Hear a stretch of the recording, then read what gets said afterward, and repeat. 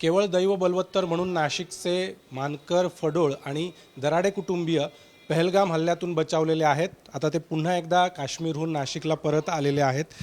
ज्या दिवशी पहलगाममध्ये दहशतवाद्यांचा भ्याड हल्ला झाला त्याच दिवशी ते तिथे असणार होते. मात्र सुदैवानं रस्त्यामध्ये स्लायडिंग झालं आणि त्यामुळे त्यांना तिथपर्यंत पोहोचता आलं नाही आणि त्यामुळे या वाईट घटनेतून ते बचावलेले आहेत. आपण त्यांच्याशी देखील बोलूया. ज्या दिवशी घटना घडली त्याच दिवशी तुम्ही तिथे असणार होते, काय नेमकी मनात भावना आहे? तेच बरोबर, दैव बलवत्तर म्हणून वाचलो आम्ही.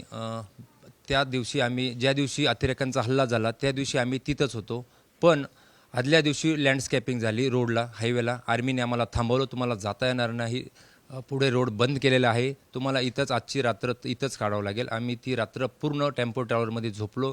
पूर्ण थंडी, पूर्ण पाऊस चालू, आमचे सर्व लहान मुलं आम्ही गाडीतच झोपले ती रात्र. दुसऱ्या रात्री आम्हाला तो पेहलगामचाच रूट होता, त्यामुळं आम्ही वाचलो तिथं, नाही तर आम्ही पण त्याच ठिकाणी असतो. काय भावना आहे? म्हणजे दैव बलवत्तर ते तर आहेच, पण मग लहान मुलं हे खूप, आम्ही म्हणजे दरीचा रोड होता, खूप डेंजर असा रोड होता. सर्व तर खूप घाबरलेले होते. अजून पावसाचं वातावरण होतं, पाऊस तर पडत होता, विजा वगैरे होतं. लहान मुलं घाबरलेले होते. आम्ही गाडीतच झोपून राहिलो. त्या रात्री तर खूप डेंजर हाल झाले होते आमचे. पण जो हल्ला झाला, तुम्ही जर त्या ठिकाणी नव्हता, सुदैवाने तुम्ही रस्त्यामध्ये अडकला, तो हल्ला झाला, काय वाटतं? हां, त्या ठिकाणी आम्ही नव्हतो हे तर आमचं सुदैव आहे, कारण की आम्ही जर तिथे असतो तर ते जे झालं सर्वांसोबत ते आमच्यासोबत पण झालं असतं कदाचित. त्यामुळं आम्ही वाचलो असं. जवळपास 28 जणांचा नागरिकांचा मृत्यू झाला त्या भ्याड हल्ल्यामध्ये. काय भावना आहेत मनामध्ये? तो दिवस आमच्यासाठी खूप वाईट होता. आम्ही ज्या दिवशी घाटात अडकलो त्या दिवशी मुलांना अक्षरशः भूक लागलेली होती, पण आसपास काहीच नव्हतं. मुलं पण खूप घाबरलेले होते. आणि पहिली गोष्ट मी शिंदे साहेबांचे आभार मानते की आज खऱ्या अर्थाने ते आमचे भाऊ ठरले आहे. त्यांनी आमची एवढी सोय केली इथपर्यंत आणण्यासाठी. आणि घरचे पण आमचे खूप घाबरलेले होते. त्यांना पण असं झालं होतं की आम्ही कधी इथे सुखरूप परत येऊ. त्यामुळे आम्ही शिंदे साहेबांचे खूप खूप आभार मानतो. आज आज खऱ्या अर्थाने ते आमचे लाडके भाऊ ठरले आहे. लहान सगळे कुटुंबीय होते, लहान मुलं होते तुमच्यासोबत. हल्ला झाला, त्यामध्ये महाराष्ट्रातल्या काही नागरिकांचा मृत्यू झाला आहे त्या ठिकाणी. तुम्ही ते सगळे दृश्य पाहिले असतील. तुम्ही त्या सगळ्या दरम्यान काश्मीरमध्ये होता. काय मनामध्ये भावना होती? पहिले तर मी सर्वांना जे तिथं मरण पावलेले त्यांना भावपूर्ण श्रद्धांजली देतो. ॲक्च्युली हा भ्याड हल्ला म्हणजे त्यांचा एक स्टंट होता. ॲक्च्युली आम्हाला कल्पना नव्हती. आम्ही एक आमच्या रूट नेहमीप्रमाणे ट्रिप करायची म्हणून अरेंज केलेली होती, पण लँड स्कॅपिंग झाल्यामुळे आमचा एक मुक्काम गाडीत केला आणि आमचा तो पेहलगामचा जो आहे तो स्किप झाला. आम्ही त्यावेळेस गुलमर्गला थांबलो. ॲक्च्युली आमचं फक्त थकल्यामुळे जर आम्ही गाडीत मुक्काम केला नसेल तर योगायोग त्या घटनेला आम्ही तिथंच पेहलगाममध्येच असतो. आम्ही आमचं नशीब मानतो, काहीतरी भोलेची कृपा मानतो की आम्ही तिथं नव्हतो आणि दुसऱ्या दिवशी गुलमर्गला होतो. आपण पाहतो एकूण 18 जण नाशिकमधून पहलगाम आणि काश्मीरला फिरायला गेलेले होते. दादा, काय वाटतंय? म्हणजे 22 तारखेला जी घटना घडली त्याच्यामुळे खरं तर सगळ्या देशवासियांमध्ये संतापाची भावना आहे.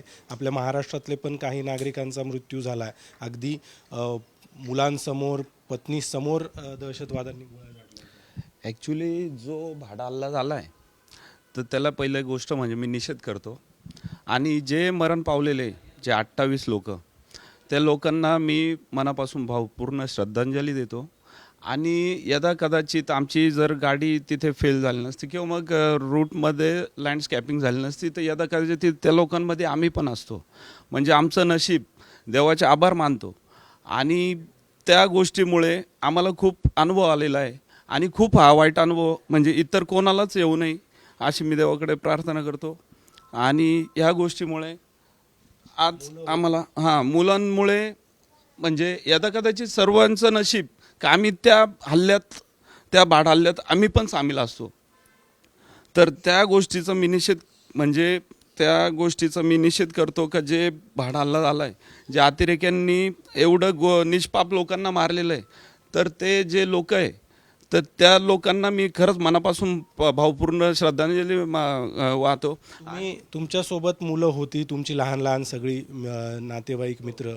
काय त्यावेळेस मनामध्ये काय मनात तर खूप इतकं म्हणजे आता डायरेक्ट असं समजा का तो अनुभव कोणालाच येऊ नये, इथून पुढे तो अनुभव कोणालाच येऊ नये. खूप म्हणजे सर्व फॅमिली घाबरलेली, लहान मुलं म्हणजे असं यदा कदाचित असं समजा का ती गोष्ट म्हणजे विचाराच्या पलीकडे होती आणि खूप म्हणजे असा प्रसंग म्हणजे जीवनात कधीच कोणावर येऊ नये असं देवाकडे मी प्रार्थना करतो.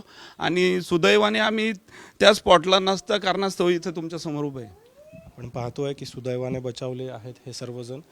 ताई, लहान मुलं होते सगळे तुमच्यासोबत, काय मनामध्ये त्यावेळेस सुरू होतं सगळं? लहान मुलांमुळे तर जास्तच घाबरलो होतो आम्ही. आणि त्या दिवशी आम्ही काश्मीरमधून पेहलगामचाच आमचा पहिला स्पॉट होता. लँडस्कॅपिंग जर झाली नसती तर आम्ही पेहलगाममध्येच होतो. आणि देवाच्या कृपेमुळे असं वाटतंय ती लँडस्कॅपिंग झाली आणि आमची ती रात्र तिथेच घाटामध्ये मुघल रोड आहे तिथे आम्ही रात्र काढली ट्रॅव्हल बसमध्ये. नाही, पण आता ज्यावेळेस तुम्हाला कळालं की त्या ठिकाणी अशा पद्धतीने हल्ला झाला, नागरिकांना त्या ठिकाणी गोळ्या मारण्यात आल्या, त्यावेळेस काय मनामध्ये होतं? त्यावेळेस तर आम्ही खूप घाबरलो होतो कारण की पूर्ण फॅमिली सोबत होती आमच्या. आणि आम्हाला जेव्हा ही न्यूज कळली असं झालेलं आहे पेहलगाममध्ये, तेव्हा आम्ही आमच्या जिथे हॉटेल रेस्टॉरंट बुक केलेलं होतं तिथे गेलो. आणि त्याच्यानंतर 2 दिवस तिथे स्टे केला. आणि नंतर डल लेकला आम्हाला शिंदेसाहेब भेटायला आले तिथे. मग त्यांनी आमची फ्लाईटची सोय करून दिली आणि आम्ही मुंबईमध्ये 2 दिवस तुम्ही हॉटेलमध्येच होते, बाहेर पडायची हिंमत झालीच नव्हती. त्या 2 दिवस, 1 दिवस तर पूर्ण त्यांनी बंद सील केलेलं होतं. पूर्ण श्रीनगर बंदच होतं, त्यांनी बंदच ठेवलेलं होतं. त्याच्यामुळे बाहेर पडणं तर रिस्कीच होतं. रूमच्या बाहेर, रूममध्येच होतं. तुमच्या काय भावना आहेत? तुम्ही पण हल्ला झाला त्या सगळ्या भागामध्ये, तुम्ही तिकडे फिरायला जाणार होता, पोहोचू शकला नाहीत, पण लहान मुलं होती, सगळे कुटुंबीय एकत्र होते. अगदी आपण जर बघितलं तर त्या महिलांसमोर गोळ्या मारण्यात आल्या, मुलांसमोर गोळ्या मारण्यात आल्या. नाही, आम्ही पण खूप घाबरलेलो होतो आणि खरं तर मुलं पण खूप रडायला लागले होते रात्रीचे, झोपत नव्हते रात्रीचे लवकर, खूप घाबरलेलो होतो. आम्ही पण खूप घाबरलेलो होतो त्यावेळेला, खूप भीती वाटलेली होती. असं काही होईल असं वाटलं होतं? नाही, काहीच नाही. आम्ही म्हणजे लँडस्लायडिंग झाली तिथनं निघालो आणि पुढे असं खूप फ्रेश मूडमध्ये आम्ही गुलमर्गला गेलेलो होतो सगळेजण. तिथे म्हणजे खूप एन्जॉय घेतला आणि त्याच्यानंतर 3-4लाच आम्हाला ही बातमी कळली. तिथून आमचा सगळ्यांचा मूड ऑफ झाला आणि खूप घाबरून गेलो आम्ही सगळे. रूममध्ये तर गेलो तर सगळे एकमेकाच्या रूममध्ये असं सगळं सोबतच राहत होतो आम्ही, खूप घाबरलेलो होतो.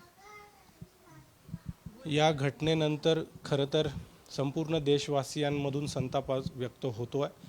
हे जे सगळे कुटुंबीय आहे सुदैवाने ते सुखरूपपणे नाशिकला परत आलेले आहेत. मात्र ज्या पद्धतीने दहशतवाद्यांनी निष्पाप नागरिकांवर भ्याड हल्ला केलेला होता त्याचा निषेध देखील या सगळ्या नागरिकांकडून केला जातोय. कॅमेरामन प्रवीण काळबांडेसह अभिजित सोनवणे, साम टीव्ही, नाशिक. देश विदेशातील प्रत्येक घडामोडींचे लाईव्ह अपडेट मिळवण्यासाठी आता साम टीव्हीच्या सर्व सोशल मीडिया प्लॅटफॉर्मला लाईक, फॉलो आणि सबस्क्राईब करा. तसंच सर्व नोटिफिकेशनसाठी बेल आयकॉन प्रेस करायला विसरू नका.